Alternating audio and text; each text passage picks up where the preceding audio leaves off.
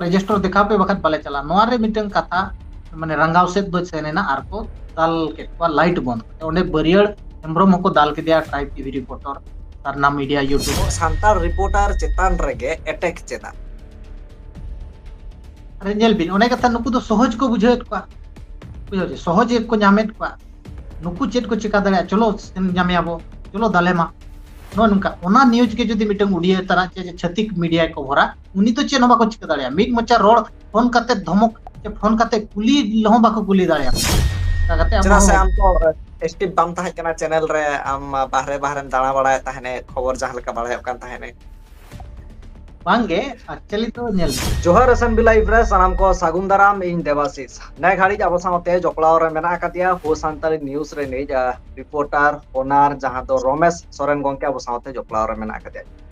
बड़ाय गे अपन किछु दिन लहा रे गे रमेश गोंके जहां तो रूमटा कंपनी जहां तो उड़ीसा रे बुइसा लागिते रूमटा कंपनी अगेंस्ट ते जहां सारी कथा कना ओना सामांग रे आंगु किदाय ओना दाराय ते आज धमकी को माय कना ओरेनी जहां वीडियो ओना साथे उनको रिन जहां गुंडा मेना कातवा उनको को धमकी को माय कना रमेश गोंके एनखान ओना तायम थाना रे को चलाव लेना थाना रे चलाव तायम हो ओरे थाना रे सनाम लेकना कथा को मध्य रे साला गोटा लेन थाना ओना तायम हो नोंका बाड़ायना जे रमेश गोंके आरो को केस आरे तन घटना चेत कना ओकारे एथोबेना नितो सिचुएशन ओका लका सनाम लेकना कथा बन बाड़ाया नोंका सारी कथा जहां को सामांगेता उनको जेतारे नोंका अटैक जुदी हुयुआ ताहले ओका लकना सिचुएशन रमेश गोंके नो चैनल रे सागुन दाराम ओना साथे जोहार है मा अडी अडी सरहाव जोहार गे एगल रमेश गोंके जहां लका आले ले नेल केदा अमित न्यूज एम कवर लेदा जहां दो रूमटा कंपनी जहां सारी कथा काना ओना सामांग रे अंगू केदा जहां दो रूमटा कंपनी खाता साब काते ए दौड़ केदा ओना खबर आम अंगू केदा ओना तायम आमले नेल केदा आमा चैनल रे लगातार कॉल रिकॉर्डिंग एम अड़ा केदा जहां दो गुंडा को धमकी को माम कना आमा ओड़ा ते को सेन लेना एथोप कना आसना घटना लियाले है जहां लका एहोब रेम लई किया माने रूमटा कंपनी दो खाता साब काते बाय दड़ाका है जे नो आम बाड़ाय लगी लई का कना चे जेते होड़ बाड़ाय लगी आर मांग रेम लई लिया दो वीडियो धमकी मान में आर गुंडा को मेनखान वीडियो तो धमकी बाय एमका किंतु जहां नुकु गुंडा को लयु कान ताहे दो नुकु वीडियो रिन होड़ कना को मेनते को लयु कान ताहे दो महे नुकु धमकी एम होड़ दो फोन कोते मान कोते नुकु धमकी एम होड़ किडनैप नंग धमकी एम होड़ दो नुकु वीडियो रिन होड़ को ताहे कना वीडियो ते दो बाय ताहे कना बाय ताहे घटना नेल बिन नोडे चेका हकना 19 तारीख हिलो ओंडे पुलिस सभा हुईना है पुलिस सभा दो मिटंग बारिया वार्ड रे हुयु है ओंडे हुईना मेनखान ठीक गया होड़ को वेलकम किया पुलिस सभा हुयु मा आबो मतामत आबो बो एमा मांग खन बाको विरोध लिया होड़ पुलिस सभा रे वीडियो चेलकाय चाले चालू किया जेतु वीडियो तीरे गे ताहे कना आम तौर पर जदि पुलिस सभा बन नेला मेनखान वीडियो जदि मिटन कलेक्टरा चिट्ठी चे निर्देश बाय नाम का एनखान वीडियो दो बाय चला ओना पुलिस सभा दो सरपंच गे माने कंडक्ट सरपंच के मुख्य होड़ कते रे चलुया ओना दो मिटन वार्ड मेंबर सभापति तोते हुआ नोआ कना रूल दो जदि वीडियो ओंडे हांते कोन चिट्ठी नामा का आय दो आज चला लगी एनखान आज सेन दाड़िया बांखान दो बांग तायम 19 तारीख हुयु कना ठीक गे चलु कना होड़ को वेलकम किया होड़ जहां तेरे आको मतामत को एम इदी किया को बिस्ती नेल के आय दो वीडियो कोन माने रूमटा कंपनी विरोध रेगे मतामत बिस्ती हेजन खान दो उनी संगे संगे बुद्धि लगाव के आय दो नितुंग जुदी नंका के मौखिक होड़ा इदिया एनखान दो विरोध रेगे मतामत जेते हिजुआ बाय पारित दाड़िया समर्थन रे बाय पारित दाड़िया नोआ उजर काते उनी चे चिका किया चे लई के आय दो नितुंग दो मौखिक तो बांगे दस्तखत काते दापिया मतामत एम इना तायम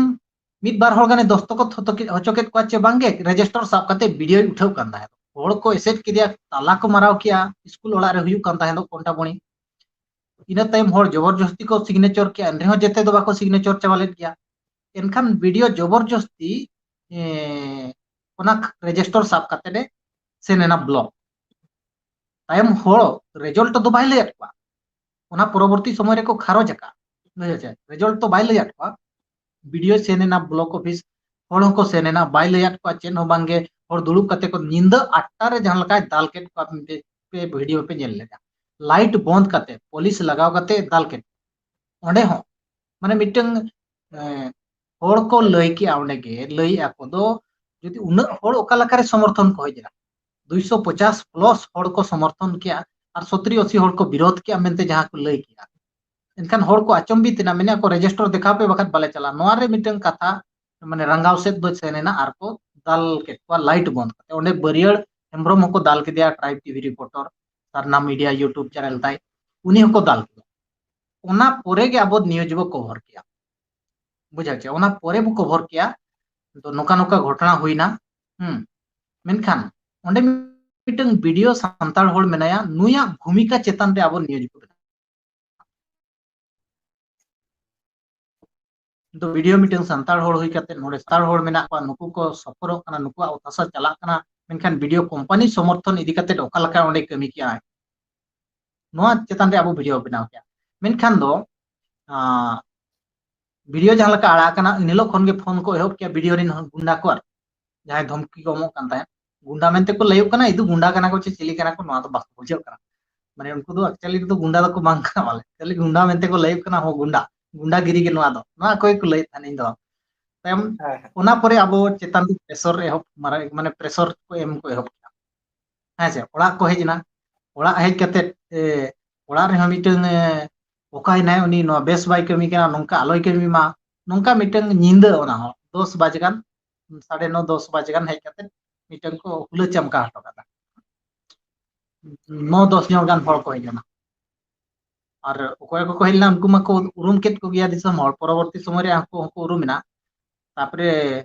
इनमा बइन ताहे केना इनमा अंतरे गिन ताहे केना इन तो फोन हो बांग आम साला ले ᱧᱟᱯᱟᱢᱟ चेत भूल ठीक चेन हवा को लय लिया हम ओड़ा को हेजना ओड़ा खन को रुवाड़ेना बको ᱧᱟᱢ लेदिया ताब इना तायम निंदा ᱧᱟᱯᱟᱢ सनाय को इंसला इन मेता को चेत निंदा पे ᱧᱟᱯᱟᱢᱟ निंदा ᱧᱟᱯᱟम बाय गनवा हाजे उनका जुक्ति तर्क को होइना इन घड़ी खो ओना कॉल रिकॉर्डिंग पे नेल लेत गया मेना को आम हो बाले जपिद ओचोमा पे ओड़ा रे हम बाले जपिद ओचो या माने बड़ी भाषा को व्यवहार लिया ओना परे ओना निंदा जहां तरे को फोन किया ओना के वीडियो रिकॉर्डिंग हुईना दोसर लो सेता सेता रे वीडियो दो आड़ा कना पूरा भोर सेता रे ओना वीडियो आड़ा एन परे रे को फोन या बांग दो नुकु वीडियो बाको नेलका आरो को फोन के दिया इन घड़ी कोना किडनैप रना धमकी को दो को एमे ताय दो जहां उनका मिद दिन सेनेना तापरे अडिगान आबोरिन नेनेलिया को माने लयते आरो आबोरिन शुभचिंतक को लयते आबो थाना बो सेनेना थाना रे मिटिंग ऑल काते बो एम गया थाना वाला मेन के नुकु चेत मिटिंग को धमकेन मिया इन फोन काते गलमरा को आय मोडे खन गे फोन काते गलमरा के को उनी जहां धमक के मगे उनी मा फोन बाय ला रकाब लिया इना परे दो आर उनी तो फोन गे बाले बाय रकाब या फोन मा बाय रकाब या ओना परे आर मिटिंग होए फोन आदिया जहां उनी शंकर सेन मेनते बिस्ट कंप्यूटर सेंटर वाला उनी फोन आदिया उनी फोन आदे खाने उनी ऑब्जेक्शन एगु किया बारिया वार्ड चितान रे जे बारिया वार्ड चितान रे ऑब्जेक्शन एगु किया मेना नो नो वार्ड दो आले बाले कुसिया एकाइन मेताय कना ठीक गया नो वार्ड जदी बापे कुसिया कना संशोधन का कना हाजे ताय मना बारिया वार्ड दो संशोधन कादा उनका कते थाना रे हो ना मेता दिया थाना वाला दो मिटन कॉल रुवाल में नोका नोका फोन ते नई हर सला गलमराव कते नो नंबर ते आर मिटन संशोधन ना फोन माध्यम ते हाजे संशोधन ना बरसिन पे मा सेनेना इना तायम आरो खबर ᱧᱟᱢᱮᱱᱟ दो माने उनते खन बार हड़ किन हेज गना थाना रे आर थाना हिजुम एनखान इन भाबी के जे लगिन चला आले मा होला गेले कॉम्प्रोमाइज किया जे लगिन चला थाना दो टाइम इन बई सेन लेना बई सेन आर नोका एकल कॉम्प्रोमाइज तायम हो चेता आम चेता रे केस हुइलेन ताहेने से केस कदा को नोआ ओका लका नोआ घटना बांग केस तो बाबू लई किया माने केस फास तो बांग उनका मा बानु बाय बडाय कना नितों गुर बाय बडाय कना हाजे मेनखान उनका किछुगान हड़ अनुमान गे को अनुमान किया हुए तो केस हुई पा जे बाय खान दो चेदा हन दो सर को kan उनका कते चना से आम तो एक्टिव बाम ताहे कना चैनल रे आम बाहरे बाहरे दाणा बडाय ताहेने खबर जहां लका बडाय कान ताहेने बांगे एक्चुअली तो नेल बे नितों एक्टिव मा ओना एक्टिव मा नय जहातिस खन चास कमी लगाव कना उनखन गे एक्टिव बनो बना जे जदी वीडियो कंटिन्यू पे नेलिया एनखान चास कमी लगाव कान खन आबो एक्टिव बनो आकात बना आर नितों भुरो एक्टिव बनो आकात बन गया जेहेतु Bangga माने do तालारे alanya uhir घटना thahe jahan हुईना leka phone re dhomki ko तालारे नोआ emok kan thahe jahan leka ko lay thahe thu bina ko pache ko thu eman ke bina नुकु मिटंग माने नोआ लाना जम कथा कना है नोआ तो धमकी नोआ मिटंग ओकोय धमकी इदिया मसे हर को आंजम kan हर को रागायना उनको को हर को पांते नाम के को बुझाव चे इन दो बांग पांते नाम करते ओने जो होला मंदिर मिटंग रंगारो आली हुईना 7 तारीख बांग दो ओंडे हो उनको गुंडा विरोध रे को नाराबाजी बड़ाय तहे दो गुंडा को मुर्दाबाद केट को गया उनका किसी हुई कना और इना पूरे फोन बांग फान बांग ठीक गया नोय ना नितों हो कटी अब उना एक्टिवली बनो बना इनखान एक्टिव अब अडी लगन गे ना enkan Romesh gongke hoy jahan leka abo bon nyel eda jokhon ge media sari katha ko sab rakap eda tokhon media chetar re case huyuk kana noa do puilu bar bang kana noa laha re hopon nyel akada abo chetar re huya kana barier chetar re attack nyel na da hul news ho cover re chalaw lena uni chetar re ho attack nyel na enkan hoy noa jahan media chetar re hamla cheda nongka ta nyelok नोआ nail पे अब भितिर रे हो तिना गान अडी गान दलाली होल मेना आकात को नोआ दो क्लियर गया बुझो चे दलाली होल जमजमबड़ी मेना आकात को गया अडी गान होल मेना आकात को गया मारंग मारंग पोस्ट करे को दुड़ू बकना और नौका हो संगठन ᱧᱩᱛᱩᱢ ते हो दलाली को कमी गया नौका होल मेना आकात को गया जहां तीन रेगे नुको विरोध रे जदी न्यूज सेनेना एनखान नुकु को रांगा कना और माने आको को रिपोर्टर चेतान रे को पलट बारेया हैं जे आको फिजिकल अटैक को कराया केस बास कते को हैराने को मेनखान नोंडे गे नोआ क्षेत्र रे जदी आलांग लांग नेला मिटंग उड़िया न्यूज चैनल जुदी ओना न्यूज गे कभराय सेम में कभरा मेनखान उनी ठेन दो ओकोया साहस बाय कुलवा हाचे ओकोया साहस बाय कुलवा आबो नेल बिन आले आले नोंडेना कथा लिन ले बिन कना अडिगान जहां आबो आचार विचार को कोंगारू कोट मेनते को लया माने अपमान को मिटंग आबो सुशासन व्यवस्था सारा घड़ी को अपमान मेनखान उन ऑक्तो रे हो ओकोय हो उनको बांको प्रोटेस्ट रुआल ओकोय हो बांको प्रोटेस्ट को अडिगान नौका को माने एक्सपोज अकत को गया उना करे दो ओकोय हो बांको प्रोटेस्ट रुआला नोआ न्यूज हो जदी इन ओकोय पेपर वाला तना कराव चोके दिया चे ओकोय मिटंग वेब मीडिया तना कराव चोके दिया मेनखान नुकु बाको प्रोटेस्ट किया उनको गुंडा हो बाको समासाहस किया गुंडा हो धमकेम लगी मेनखान मिटंग जदी आबोरिन होड़े मना कभरेया ओनाय सदरेया मेनखान उनी दो संगे संगे धमक को माय नोआ तो मिटंग एकदम बड़ी जिनिस कना बुझाव चे पूरा पूरी बड़ी जिनिस कना गलत जिनिस कना और होड़ को ठिकैत को नोआ रे होड़ को ठिकैत को और मिटंग मूलो कथा हुईना दो होड़ जुदी माने रिपोर्टर को बांको सेव को बांको दाराम को मेनखान नुकु गुंडा टेन खन को दबा होचवा नोआ दो क्लियर गया बुझाव चे enkan Romesh gongke inya jahan nore miteng katha rakap hijuk kana jahan do santal reporter chetan rege attack cheda अरे नेल बिन ओने कथा नुकु दो सहज को बुझेत को बुझाव चे सहज को नामेत को नुकु चेत को चिका दरे चलो नामे आबो चलो दालेमा नो नुका ओना न्यूज के जदी मिटंग उड़िया तरा चे छतिक मीडिया को भरा उनी तो चे न बाको चिका दरे मिट मचा रोड फोन करते धमक चे फोन करते कुली लहो बाको कुली दरे को बुझे बाको कुली दरे को मेनखान आबोरिन होर जदी मिटंग को भरया मेनखान उनी दो धमक संगे संगे को माय कना आको चेतान रे हमला को दिया नोआ दो एकदम बिल्कुल गलत गया और नोआ लगी दो केवल नुकु मीडिया नेल बिन आबो मीडिया मिटंग स्वतंत्र बो चलु जों कना है चे ha वा ना मिटंग मारंग नेटवर्क मेना ना मिटंग मारंग संस्था ताबो मेना स्वतंत्र मिटंग यूट्यूब को फेसबुक करे बो आड़ा गया हेचे होड़ को नेलमा चेदो माको ज्ञान सियानो माको नोडेना घटना नोंका हुइना नितो तो नोंकान घटना हिजु कना नोंका हुयु कना होड़ को बाडाय मा नोवार उद्देश्य ते आबो इंडिविजुअली अडिगान चलुआ कना जुदी नुकु इंडिविजुअली होड़ चेतान रे को हमलाया मेनखान नोवा दो होड़ को बतोरवा बुझो क्या बिन मिटंग रिपोर्टर चेतान रे जुदी हमलायना मेनखान आर रिपोर्टर को बतोरवा को नोवा बतोर होचो लगिन हो नुकु को कमी कना ओनाते जुदी नोवा मीडिया को आबो भितिर रे तिंगु राकाब दरकार कना आबो लेकाते एनखान दो होड़ नोडे गोड़ो एमो दरकार कना होड़ को गोड़ो को एमो लगती कना चाहे उनी उनी चेतान रे हमला हुई एनखान होड़ गे को दारामिया चाहे आबो आबो बो नेल अकात गया अडिगान वेब मीडिया को माने हिंदी छातिक मीडिया को